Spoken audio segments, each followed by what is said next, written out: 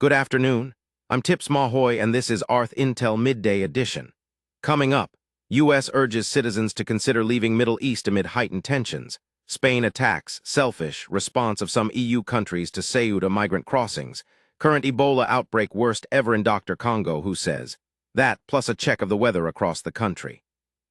The United States is urging Americans to consider leaving the Middle East as regional tensions escalate. Security alerts from U.S. embassies in Jordan, Iraq, and Israel, along with the consulate in Erbil, warned citizens to expect flight cancellations and travel disruptions, and cautioned that Iran and Iran-backed groups may target U.S. interests overseas. According to CBS News, citing officials, Washington is planning new strikes on Iran this weekend. Separately, Kuwait says it intercepted Iranian drones aimed at a government facility, and a tanker was struck by an unknown projectile off Oman near the Strait of Hormuz, though no casualties were reported in either incident. Spain has accused some EU countries of a selfish, polarizing, and unlawful response after roughly 60,000 migrants crossed from Morocco into the Spanish enclave of Ceuta. Spain's interior minister says the death toll from the crossings has risen to at least 67, though officials say almost all who entered Ceuta have since left and businesses have reopened. Italy suspended the EU's Schengen border-free arrangement with Spain for a month, with Finland and Denmark backing the move and the Czech Prime Minister calling for Spain's own Schengen membership to be suspended. Spanish PM Pedro Sanchez, who blames trafficking gangs for the surge, has called for unity as EU interior ministers prepare to meet by video conference on Tuesday. The World Health Organization says the Ebola outbreak in the Democratic Republic of Congo is now the largest in the country's history. As of 30 July, there were 3,605 confirmed cases and 1,587 deaths, a fatality rate of 44%, surpassing the previous worst outbreak recorded between 2018 and 2020. The WHO says the outbreak, caused by the Bundibugyo strain, is intensifying, with last week alone seeing 567 new cases and 296 deaths.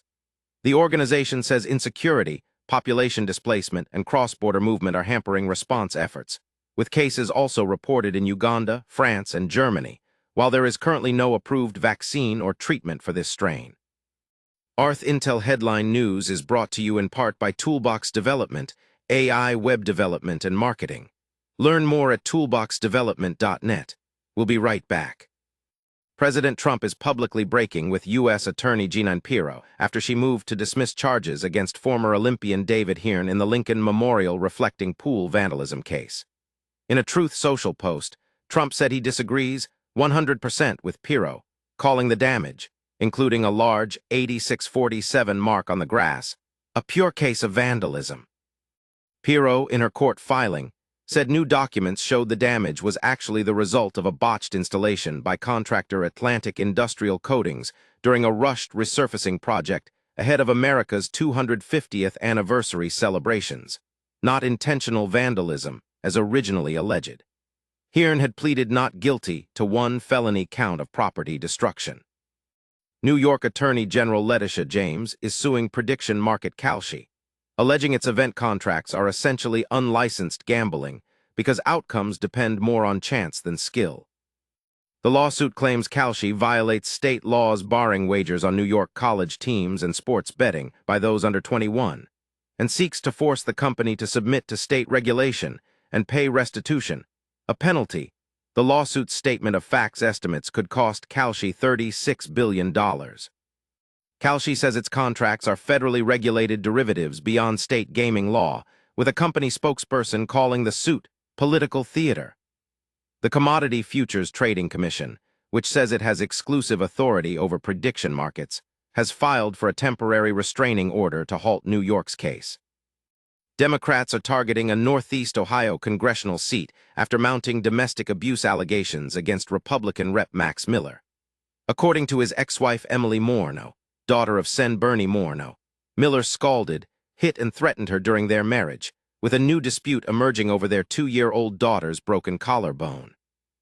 Miller has denied all the allegations and filed defamation lawsuits against his ex-wife and another accuser, while Democratic lawmakers have called for his resignation and an ethics investigation. The House Majority PAC says it's monitoring the race, seeing an opening in a district Miller won with just over 51% of the vote 2 years ago. President Trump is escalating his fight with 2 Republican senators over his nomination of acting Attorney General Todd Blanche. In a Saturday Truth Social post, Trump said, if Sens John Cornyn of Texas and Tom Tillis of North Carolina won't back Blanche, he'll keep him as acting AG and instead push to pass the anti-weaponization bill. That proposed legislation would replace the controversial $1.8 billion anti-weaponization fund, a DOJ settlement with the IRS and Treasury that was shelved amid questions over executive authority. Cornyn and Tillis say they want the fund's demise formalized in writing before supporting Blanche, while Trump has suggested Cornyn's opposition stems from Trump's endorsement of his primary rival, a claim Cornyn calls untrue. ArthIntel Headline News is brought to you in part by Toolbox Development, AI web development and marketing. Learn more at toolboxdevelopment.net. We'll be right back. President Trump's Truth Social is set to launch a new service this Saturday, selling high-speed traders early access to his posts for $100,000 a month.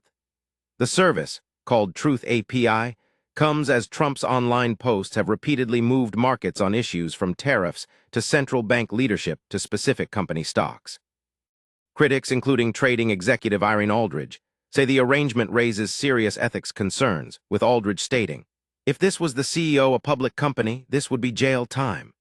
Trump Media, which has reported steep losses and a 75% stock plunge since Trump took office, says the criticism reflects ideological opposition to free markets, while Senator Elizabeth Warren has vowed Democrats will investigate the service if they take control of Congress. Trump Media and Technology Group launched a new paid data service called Truth API on August 1st, giving subscribing firms faster real-time access to posts on Truth Social. Interim CEO Kevin McGurn says it delivers a direct, licensed, real-time feed of the platform's most market-moving posts, though he did not explicitly name President Trump. Trump's @Real Donald Trump account, the largest on the platform with 13 million followers, has often posted major policy decisions there first, including updates on the war with Iran. Democratic Senators Adam Schiff and Elizabeth Warren have since urged the SEC to investigate the service, calling it, in a letter to SEC Chair Paul Atkins, an outrageous abuse of the president's office for his personal benefit. The SEC declined to comment.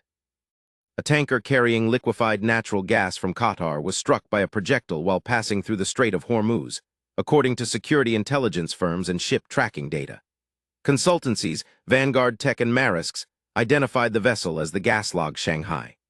The UK Maritime Trade Operations said a ship was struck off the Omani coast overnight, though it did not name the vessel, and reported no environmental impact so far. The incident threatens to further disrupt LNG deliveries through the key waterway. ArthIntel Headline News is brought to you in part by Toolbox Development, AI web development and marketing. Learn more at toolboxdevelopment.net. We'll be right back. WWE SummerSlam takes over Minneapolis's US Bank Stadium this weekend, with a dozen matches spread across 2 nights. Night 1's main event sees CM Punk defend the undisputed WWE Championship against Cody Rhodes, while Night 2 headlines with Roman Reigns putting the World Heavyweight Championship on the line against former Shield stablemate Seth Rollins. Also on the card, Brock Lesnar steps inside Hell in a Cell against Obafemi for just the 3rd time in his career. Both nights kick off at 6 p.m. Eastern and can be streamed on ESPN Unlimited, which comes complimentary with a Fubo subscription. Kansas City Chiefs rookie receiver Cyrus Allen was carted off the field Saturday in St. Joseph, Missouri, after sustaining a lower left leg injury during a special teams punt drill. Allen collided with cornerback Kyer Elam while both tried to catch the ball as gunners and stayed down before being helped into a cart. Special teams coordinator Dave Taub said the team will see how he is, while praising Allen's strong camp performance on offense and special teams.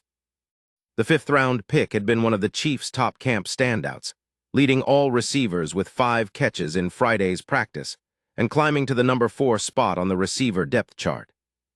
ArthIntel Headline News is brought to you in part by Toolbox Development, AI web development and marketing. Learn more at toolboxdevelopment.net. We'll be right back. And finally, here's a look at temperatures across the country right now. It's hottest in Phoenix at 109 degrees, while Seattle is the coolest spot on the board this afternoon at 65. That's ArthIntel Midday Edition for now, 12 stories coast to coast. I'm Tips Mahoy for ArthIntel, signal over noise. Stay plugged in. Hit like and subscribe, turn on those notifications, and explore arthintel.com for the full reports.